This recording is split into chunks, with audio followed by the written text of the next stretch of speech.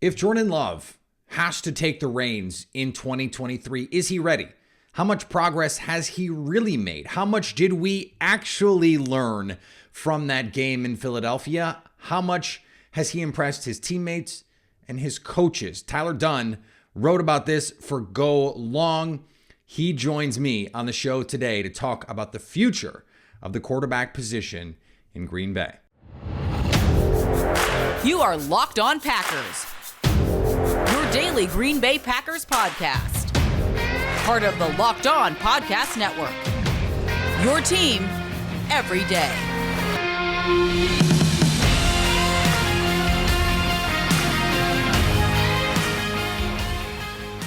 You are Locked On Packers, part of the Locked On Podcast Network, your team every day. I'm Peter Bukowski, and I cover the Packers for The Leap, a newsletter I would love for you to subscribe to. Follow me on Twitter, Peter_Bukowski. Follow the podcast on Twitter, Locked On Packers. Like us on Facebook. Subscribe to the podcast, iTunes, Spotify, Google Podcasts, wherever you find podcasts, you will find Locked On Packers, the #1 Packers podcast on the internet, and the show for fans who know what happened. They want to know why and how. Today on the show, our pal Tyler Dunne wrote a 7,000 word, story about Jordan Love. Hearing from his quarterback coaches, finding out some interesting things, nuggets about the relationship that Jordan Love's personal quarterback coach has to Matt LaFleur, his former offensive coordinator has to Matt LaFleur, the courting of Jordan Love to Green Bay, and then the progress that he has made. Ty clarifies some of the remarks made from Bob McGinn. Maybe you listen to the podcast. Maybe you listen to the most recent comments from Bob McGinn, that there were some issues of some fans were going, oh, that's just opinion, because Bob said, look, some of this is my gut. A lot of it was based on conversations, and then he's extrapolating.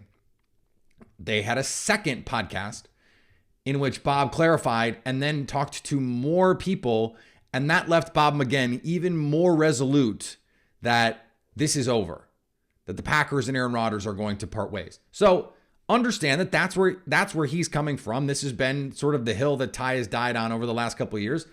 He and I have not always seen eye to eye on the future of Aaron Rodgers. He was one of the people saying, all of the people that I'm talking to say Aaron Rodgers is not going to be back in Green Bay. And I was saying, don't bet on it. I think he's coming back. And there are 30 million reasons why he's coming back. Now there's 60 million reasons why he's going to at least play, whether it's in Green Bay in this upcoming season or not. But we are aligned now. We think it is over for Aaron Rodgers in Green Bay. But we went long on this interview, so I don't want to go into a lot here at the start. Let's just dive in with me and Ty. Joining me now, longtime friend of the Locked On Packers podcast, Tyler Dunne from GoLongTD.com. Has a Go Long podcast with Bob McGinn. You might have listened to it last night because Bob had more tea to spill. I will let Ty decide if he wants to go into that stuff, because of course we'd also like for you to pay for a subscription there. But Ty, this is like year 3, 4 of this with Aaron Rodgers and trying to figure out what's going on in Green Bay.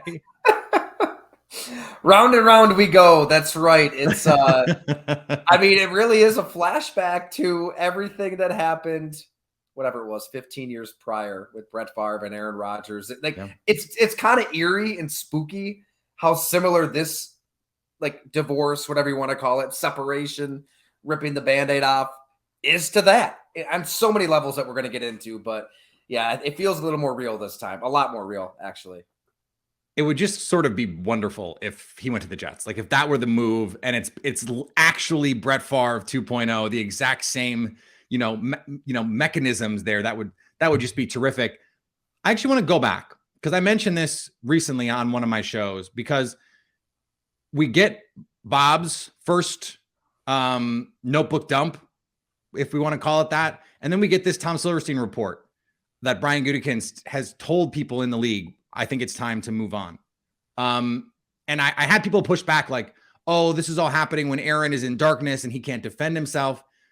And I was like, this did not happen overnight. If you want to trace the lineage of what's happening right now, go back to 2018 and Mark Murphy saying, don't be the problem. They knew 5 years ago that this could be a combustible situation. And no one knows that better than you, because you reported on that very thing.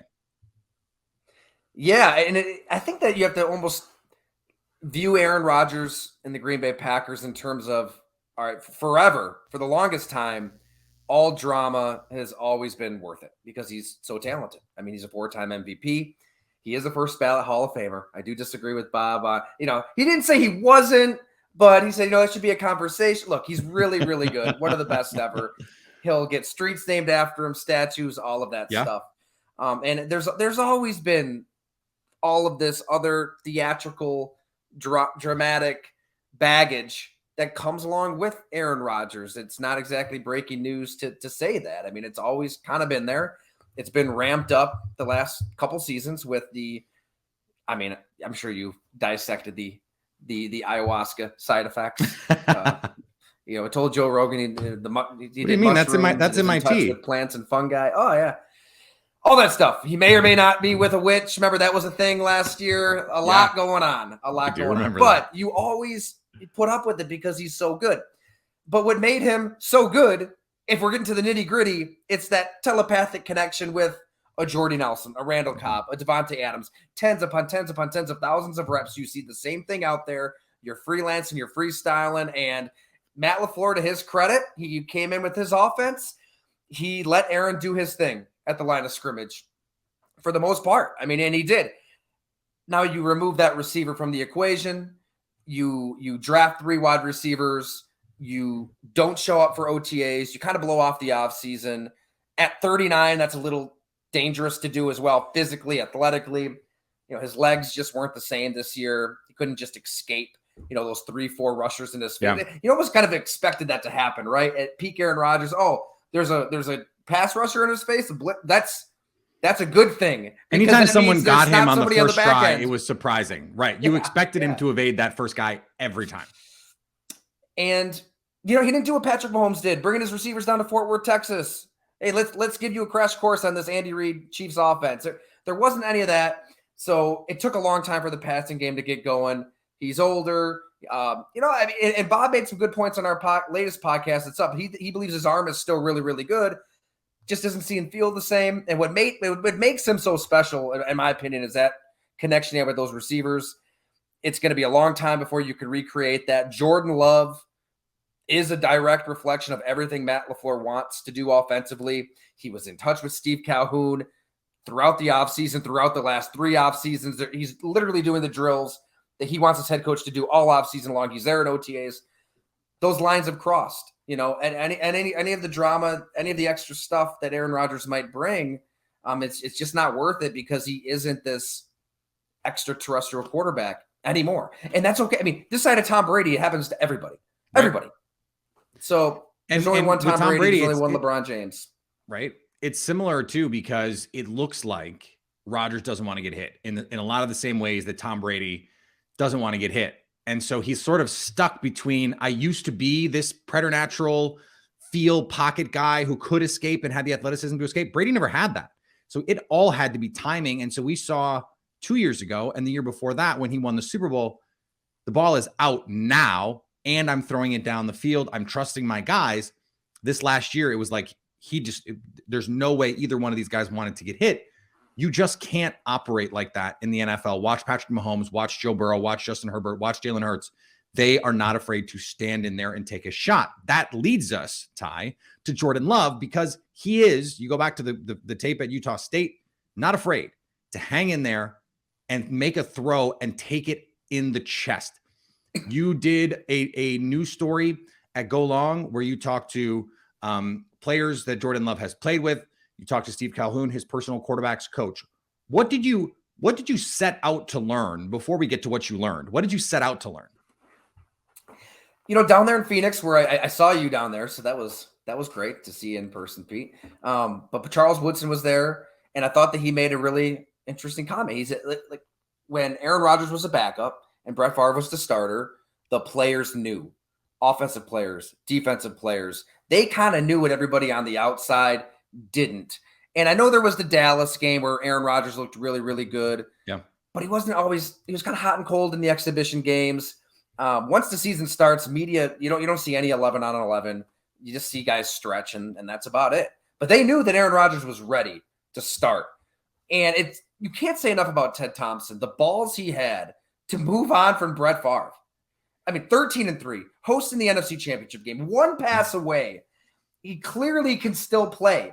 Brett Favre in 2007 looked a hell of a lot better than Aaron Rodgers in 2022. He was an MVP candidate. And they were willing to move on. And I remember being an intern out there that summer working with Packer Report and the Sean O leader and running around not knowing what the hell I'm doing. It was crazy. Your listeners remember they're booing Aaron Rodgers at practice. Family night was a disaster. Brett Favre's flying back to take his job, but everybody internally knew Aaron Rodgers was ready. So that's kind of the impetus for this story. When Charles Woodson said that, he's like, look, I don't know. He goes, I'm just kind of seeing what you guys are all seeing, but the players are going to know. The people close to Jordan Love are going to know. So I reached out, to Steve Calhoun, who's known him since 8th grade, a mentor, a personal quarterbacks coach. He's been with him every step of the way. David Yost is the offensive coordinator at Utah State, who he had the guts early in Jordan Love's collegiate career to bench the starter and start Love. When he took over, Love was 4th on the depth chart, a redshirt freshman. He didn't even play the year before. His one scholarship offer was Utah State. So he kind of knew what it took at that level to just go all in with Jordan Love. And then, several Packer players, some on the record, some off because they would politely like to stay out of this mess. And I don't blame them, but they wanted to offer their insight. And everybody can hear Aaron Jones, to Undisputed, say he's ready. He is that guy. Devondre Campbell, before the Philly game on Clubhouse Live, cutting in to say he's a starting quarterback. He's better than a lot of starting quarterbacks. Yep. These guys know. These guys believe. I think one telling nugget that I heard in this story, and obviously want people to subscribe to read it in entirety, and it's a long one. I think it came out about 7,000 words. I know Jordan Love. We've done a lot of Jordan Love stuff, so apologies. It's in the name, though. Go long, so you know what you're getting into. But maybe this was out there. You tell me, Peter, but the last month of the season, Jordan Love got a lot of number 1 reps. Yeah. And when Aaron Rodgers was a little banged up, Love worked with the first team offense a lot. And then players said he looked incredible in those reps. The deep ball accuracy was there, head command. He's done everything that you can do away from the field. I'm getting ahead of myself here, Peter. Sorry to ramble, but I feel like if they do run it back with Aaron Rodgers, which I don't think they will, but if they do, miraculously, if somebody gets weak in the knees and they end up sticking with him, I think that Jordan Love requests a trade, demands a trade. I think he's ready to play. He wants to play. He knows it's his time in 2023. So you're really going to trash everything that you've spent 3 years building if you're Green Bay? Yeah, I get it. I mean, I know I was on my own mountain off in the distance 2 years ago saying they should trade Aaron Rodgers for whatever it'd be, 3-4 first-round picks. You were? Because, not many out there with me. I stand with it, even with the MVPs, because you're setting yourself up. In retrospect, you were right. In retrospect, you were absolutely right. But I understood the business decision not to, because if Aaron Rodgers is winning MVPs with Denver or Vegas, throwing touchdowns, smirking for the cameras, as one NFL exec told me, Mark Murphy better find a new line of work in that scenario. So I understood. Now the terrible business decision is giving up on Jordan Love when Aaron Rodgers is in that state and Jordan Love is in this state. All right, we're going to get back to Ty in just a second. Before we do, today's episode brought to you by our friends at FanDuel. The midway point in the NBA season is here, and now is the perfect time to download FanDuel, America's #1 sports book, because new customers get a no-sweat first bet up to $1,000. That's bonus bets back if your bet doesn't win. Just download the FanDuel Sportsbook app. It's safe, secure, super easy to use, and you can bet on anything. You can bet on everything. The money line, the point spread. You can do things like rebounds, points, rebounds, assists. There's all sorts of fun things you can put together.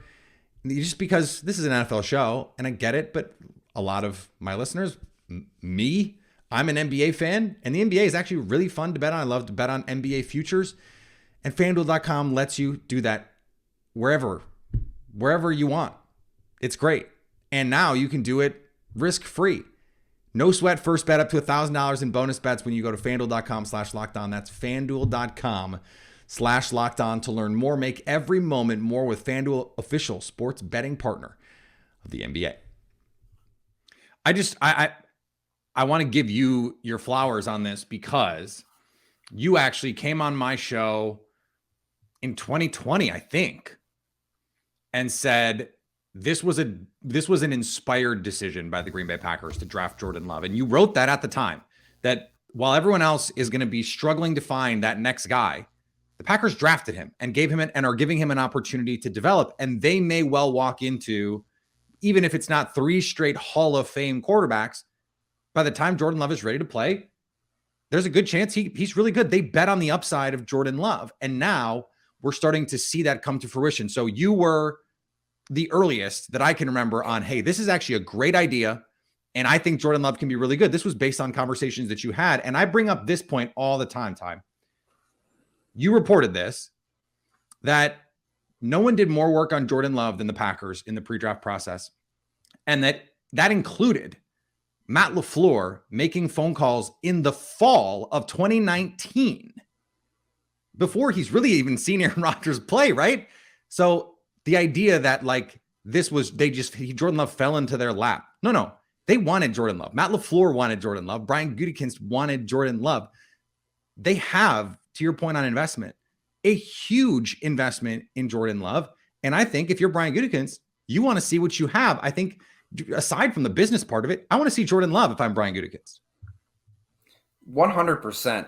Matt LaFleur, his chief of staff, Darryl Franklin, who has been an NFL scout for a while, he lived with David Yost for a while, back in the day when he was coming up for like a couple of years, I think he said. So he's the one that kind of connected Yost and LaFleur, and it was, informal but lengthy conversations about what type of leader is Jordan Love, how do trainers react to him, teammates, coaches, how does he command a room, all that kind of stuff. And then on the field, what's his game? And David Yost told him he'll play within the confines of your offense. We did a spread in the shotgun, but he is unafraid to throw it down the field. And that resembles a young Aaron Rodgers. I mean, if you remember those early days of Aaron Rodgers. Yeah, I think that's such a great point on this is an investment by LaFleur, by Brian Gutekunst. And look, all of these coaches have egos to some degree. I'm sure Matt LaFleur would love to run his offense through a Jordan Love. And yes, he's given Aaron Rodgers autonomy at the line of scrimmage. That's been magical at times. He's won 2 MVPs. It's a great thing. By all accounts, much better relationship with Matt LaFleur than he had with Mike McCarthy, especially at the end.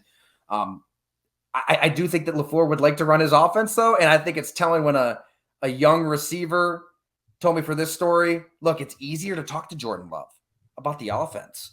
We can kind of speak the same language because we're in the same boat. We're all coming up together. With Aaron Rodgers, you're trying to kind of create that encyclopedia in your mind that you just don't have. He might audible to a play that, he ran 2 years ago when you were still in college. So that's happened for a lot of guys. It just isn't a good fit. But I think that's part of the genius of the Jordan Love pick is they had an opportunity to really build 2 teams within one. They had this contending team, clearly. They had just played in the NFC Championship game. But you draft a quarterback, you let him develop, you give him 2-3 years, and then he's going to be ready to go. And they drafted A.J. Dillon too. So no teams do this. Nobody does. Everybody is, they're selling their soul for Deshaun Watson. They're selling the farm for Russell Wilson. They're, the Hall of Famer that they had eventually is at the point Rodgers is now. They're 39, they're 40. They stumble into retirement. You hung on to him a year longer than you probably should. Big Ben, Eli Manning, Phillip Rivers. I mean, there's so many of these guys. And then you're scrambling. And then you sign somebody in March, like a Mitchell Trubisky. And then you draft a Kenny Pickett. And then on draft night, what do you hear from the coach and the GM? Oh, we still believe in that Mike Glennon that we signed earlier in free agency. Name the tournament. All these teams do this. Yeah. And then inevitably, that team will start poorly, and you play the rookie sooner than you wanted, and he may or may not be ready. There is a value to learning on the job, which I think Jordan Love needs. Yeah. You got to go through your ups Brian and downs. Gutekunst said the only learning he can do now is playing. He's done everything we've asked him to do on the practice field. Now he needs to do it on the field, and that's how you learn that last step. Totally. But I think that the plan was sound. Yes, T. Higgins is a really good receiver, but quarterback is exponentially more important than any other position on the field. So even if Jordan Love turned out to be a bust or not what they expected, I still would have said it was a great pick because it's too important of a position. You should take him when you don't need him. My case at the time, and it was not my case the first night, but after sleeping on it, right in After April, four fingers of tequila with Aaron, right? Yeah, I only had whiskey in my house, so I had to go with the whiskey. But I said, regardless of what I think of the wisdom of doing it, if you only get 2 years of Jordan Love, it's more valuable than 5 years of any receiver. Like, it's more years. If Jordan Love is good, like if Jordan Love is T. Higgins good, two years of Jordan Love is better than 5 years of T. Higgins, just like objectively. And so that's why I think that if you go back, people are going to say, okay, well, they could have won Super Bowls. Maybe not. What is in your mind going to be the reaction when we get the word about the decision that was made, whether it's staying or going? Like, what are you looking for, and what do you think is going to be the reaction, stay or go? Not whether you think he's going to stay or go, but like, how do you think fans will react whenever we get whatever the word is? I think fans will, Packer fans, they can create optimism. They'll be happy regardless of whatever happens here by May, June, July. The division's going to be wide open either way. They can talk themselves into being a contender either way. I mean, and in the NFC, and anybody can win the NFC. So I think it'll be good. I think people will be excited either way. But I will say this: I think that it's turned, and I can usually tell by right. The old mentions column on the old Twitter machine, yeah, the godforsaken bird app. But I think that fans are to a point where they've seen enough of Love to get excited about him, and they think he needs to see the field, for better or worse. Even fans who maybe they didn't believe in Jordan Love, maybe they didn't even like the pick, any of that, they want to see him play. They want to see him have a shot out there, especially after that Philly game. I think they're ready to move on from Aaron Rodgers. I think the majority, I don't know what the vote is at right now. I mean, people listen, it'll be over by then, but I just threw out on Twitter, like, who would you rather see? Who do you want as the quarterback? Love or Rodgers? Last I checked, it was overwhelmingly Jordan Love. And I think that living through the Favre Rodgers charade 15 years prior, it kind of conditioned everybody for this. And I think that Aaron Rodgers is going to be okay with a trade because he doesn't want to. I mean, maybe there's part of him that would really love to stick it to Green Bay when they tell him we're going to roll with Jordan Love, and he goes, you know what? All right, well, I'll call your bluff. Let's see. I'm showing up for training camp. You owe me $59 million. Let's see who the better quarterback is. And he might do that, but he saw the damage that did to Brett Favre's legacy when he left the way he did. And yeah, he went to the Jets and then he went to the Vikings. But I mean, people were booing him mercilessly at Lambeau, 70, 80,000 because of how it went down. So yeah. I think right now that's what you're seeing. The team and the quarterback are so cognizant of messaging and how things are perceived by, their paying consumers, because nobody really wants to be the bad guy. It's not you, it's me. It's all kind of very delicate, very fragile right now. And I think at that point, Rodgers will know I can't show up at training camp and be a pain in the ass, because then fans will hate my guts for a while. And he doesn't want that. He doesn't want to deal with that. He knows how important it is to be beloved, and he's kind of dropped little subtle nuggets already, right, on McAfee about playing elsewhere and playing nice with the Packers. So I think that they can find a lane where he's traded to the Jets, to the Raiders, to the Titans, wherever, and Packer fans still like him, which is what Aaron would like, which is what Green Bay would like, and everybody sings Kumbaya. I think it will be smoother than the Favre breakup. I agree for a lot of reasons. Quickly as we go, I want just your quick reaction to this thought that I've been having, because you and I talked about this off pod about some of these reports about if the Packers, Rodgers, if he wants to come back, they'll take him back. One line that Tom Pelissero repeated over and over in his explanation on both NFL Media Hits and on Rich Eisen's show, et cetera, is if Aaron wants to come back and the team is going in the direction that he wants, then the Packers will welcome him back. I think that middle piece is so crucial. I think they have both set up this idea. We want you back. Rodgers wants to come back, but they do not have a vision that is aligned on the future in the short term. And that is ultimately the out for both sides to say, look, we wanted it to work, but we just didn't see eye to eye on how to move forward. And so we decided the best thing was to move on. What do you think of that? I agree. It was couched in a way where you could interpret that so many different ways. Okay, we're ready to give Jordan Love a shot. We want to go young at the position. Thank you for everything. Let's just amicably go our separate ways. The mutual parting of ways, right? I always love that phrase. Yeah, I'm sure what they're hearing. They're talking to people in the know as well. Green Bay, obviously, if they were going to trade Aaron Rodgers and go ahead with Jordan Love, are they publicly going to shout it from the mountaintops? No, they need to maintain. They need to maintain trade leverage, right? And that's why I definitely want folks to listen to Bob McGinn himself. He explained his reporting a little more in depth on the latest episode. And he wishes, like, look, I wish the way he worded it initially, he mentioned his instincts and his experience, that kind of stuff. He's like, no, this is conversations with people with intimate knowledge of the Packers. Like, they know their thinking, and it's coming from a very substantive place. I don't want to speak for Bob. You could listen to him right on that podcast. But I think that's important because Green Bay, they want to get something for Aaron Rodgers.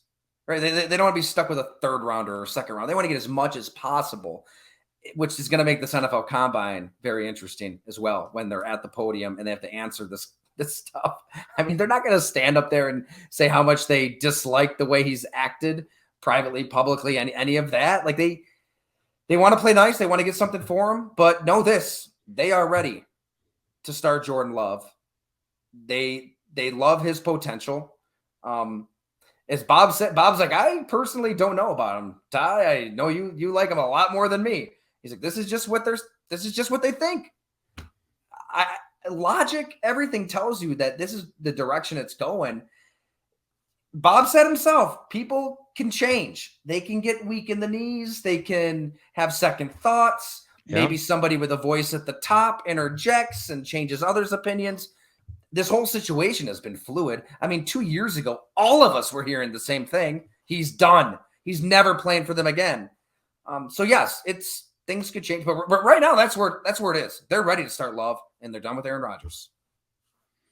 Well, we'll see how it plays out. People should go subscribe to Go Long TD. Check out those podcasts with Bob McGinn. We're all just wading through the darkness. Ty, thank you so much for bringing a little light into the show for us. I've tried to think of a good darkness pun, and I've failed miserably. So that was solid. That was direct. I like it. Good work, Peter. All right. Thanks to Ty for joining the show. Always great to talk to him. He's going to let you know how he feels, and it will generally be sourced. He is not just going to fly off the handle and say stuff. That's not really Bob McGinn's MO either. Now they have takes, right? But this is going to be based on conversations. They are both, and I respect this a lot about them, reporters first. And they view it, and McGinn has said, like, he doesn't think Jordan Love is the second coming. He doesn't think Jordan Love is a great quarterback. But the Packers, according to him, are sold. So it doesn't matter if you like it or if I like it or if Ty likes it. If the Packers think the thing, that's ultimately what matters the most here. All right. We will finish up here tomorrow. Maybe we'll get a decision. Maybe we won't. I doubt it. I kind of think that because we haven't heard anything, look, I assumed Aaron Rodgers was going into the darkness at the end of the week, even if it's like Monday, okay, it's Thursday, like he's coming out soon. If the Jets are waiting, we're going to talk about this Jet stuff. We're going to talk about this Jet stuff tomorrow. I don't want to spoil it. Let's hold that. Follow me on Twitter, Peter_Bukowski. Follow the podcast on Twitter at Locked On Packers. That's a tease, ladies and gentlemen. You can just subscribe to Locked On Packers anywhere you get podcasts, and of course on our YouTube page, so you can stay Locked On Packers.